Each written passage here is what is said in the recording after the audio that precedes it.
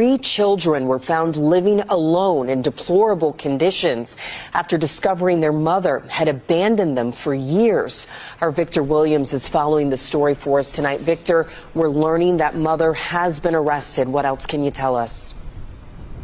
Yeah, that's right. The mother has been arrested, Pam, but we're told that these kids were actually inside of this house for years, at least since 2021. This is the house behind me that has that orange sticker right there on the window, but we're told these kids were only 12, 13, and 15. Now, authorities, they said that the mom would drop off food from time to time, but she's a 34-year-old woman that's now being held at the Oakland County Jail with a case now being turned over to the prosecutor for review. We are expecting charges to come in the next few days or so, but the only reason authorities ever stepped in the first place was because the landlord actually called 911. He contacted deputies after not hearing from the mother since about December, and that's what started this welfare check. Take a look at some of this video from inside of the place. We're told that the house was just so unsanitary that evidence techs, they had to wear hazmat suits in order to investigate. Now, we're talking about piles of garbage in rooms as high as 4 feet tall, human feces overflowing in the toilet, and then also the bathtubs. Apparently, they were living on that food that people would bring nearby.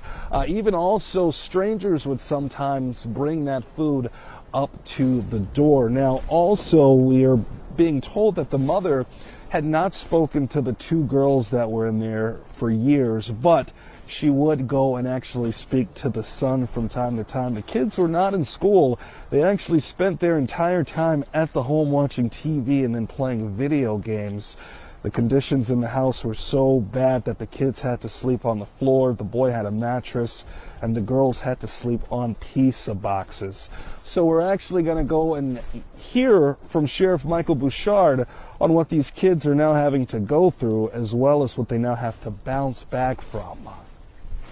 Our first focus is in trying to make sure these kids get what they need to begin the process of moving forward. The second very important part of this is, how did 3 kids fall through the cracks so terribly?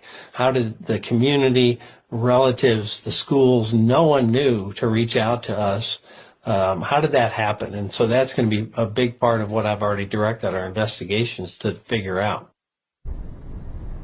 Now, while all of this was going on inside of the house, we're told that they ended up finding the mother at a different location.